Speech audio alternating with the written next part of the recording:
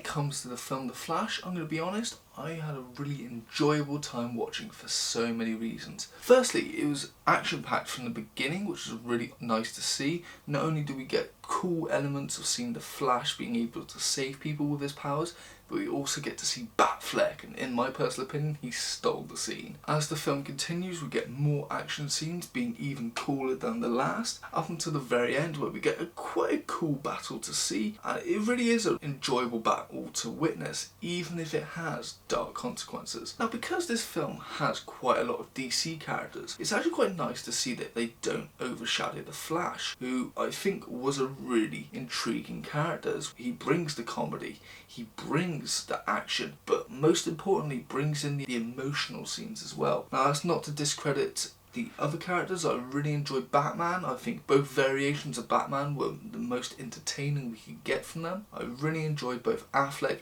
and Keaton's adaptations of Batman. Now, because this is a Flash film, I was expecting humour, and boy did they deliver. I think Ezra Miller killed it when it came to comedy, but that's not to say he was the only one. I think Affleck and Keaton definitely contributed to a few laughs here and there. Now, this film did use a heavy amount of CGI, which for the most part looked really cool. My favourite parts of it was seeing him going back in time, the time travel aspect. I know some people criticise it. To me, it looked quite cool. I enjoyed its use of time travel and adding to the ramifications of changing time and making it a real huge point of the film. Now, whilst this film definitely had the action and comedy locked down, it was not shy to be emotional. It did not skim on those scenes whatsoever. We get this from seeing Barry Allen's childhood and his demise of his parents. We also seeing the ramifications of him changing that and the dark consequences that come with it. I really enjoyed all of that, but then the third act is when we really get the emotional, somewhat slap in the face, as we see Barry Allen realise that anything he does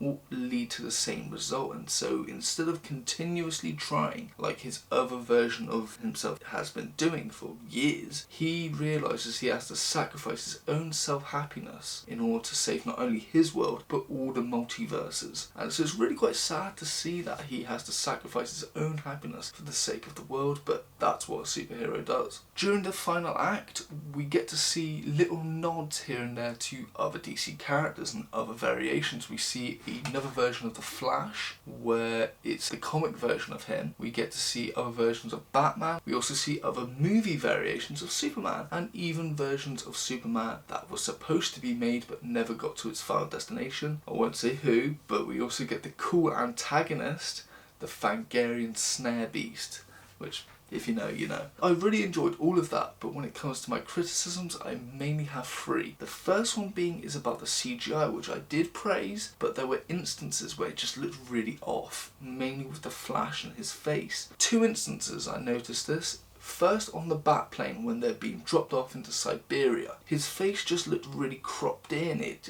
just really threw me out of the scene.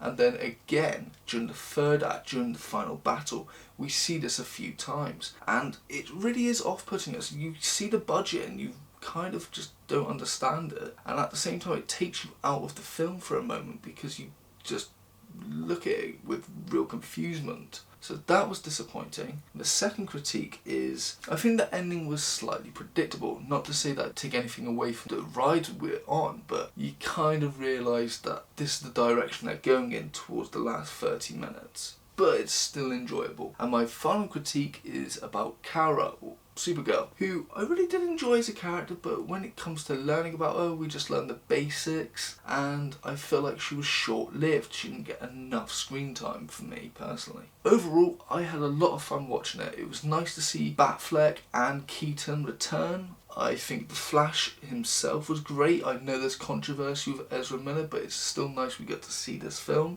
I think it was very fun. There was never a dull moment in my eyes. I really thought it was very action-packed, very funny, and it really had the emotional moments, which I'm really liking in modern Marvel and DC films. They're adding emotion in, which I think is really quite cool to see. If we're being honest, if we go back to the earlier Marvel and DC films, they kind of lacked it to an extent. It's really nice to see. Now, overall, is this good? No, it's great. 8.5 out of 10 for me. Now, let's move on to recommendations. Firstly, I would say the TV show The Flash, as in season 3 they deal with this very similar plot. My only gripe with it is I feel like because of the fact that it's owned by CW and there are character restrictions, this is a better version of it, as we get to see characters like Batman, and not only just any old Batman, we get Batfleck and we get Keaton, so that's why this is better. But the TV show, for me, the first 2 seasons were at its best.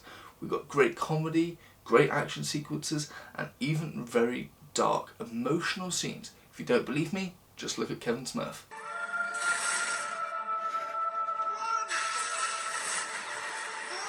I think the first 2 seasons are great, but it's the 3rd season slightly put me off a little bit. But you may be wrong, you might want to watch it. On to another recommendation. Because it is highly mentioned throughout the film, I have to mention it myself, that is the Back to the Future trilogy, the Michael J. Fox edition. If you know, you know. Next, I would recommend Batman, 1989. And Batman Returns, as not only is Michael Keaton amazing in those films, but he was amazing in this, and I think if you really enjoyed him in this film, you definitely want to check out the earlier renditions. Next recommendation is a bit left field. I would recommend Bender's Big Score, the first of the 4 Futurama films that came out in the late 2000s. I recommend those as they do deal with time travel, but they also deal with quite emotional scenes, especially towards the 3rd act of the film. Definitely recommend. Now, going back to DC, I would recommend Legends of Tomorrow, as again, deals with time travel, very funny, very action-packed, but it's not afraid to be serious and at times emotional as well. Now, my last recommendation is 11/22/63, going back into that time travel and emotional thing. So we see a character going back in time to stop the Kennedy assassination, but in doing so he finds love, and sadly he has to sacrifice his love for the mission. Those are my recommendations. This has been my review for The Flash. I hope you have enjoyed. If you have, please like and subscribe, and as always, thank you and have a nice day.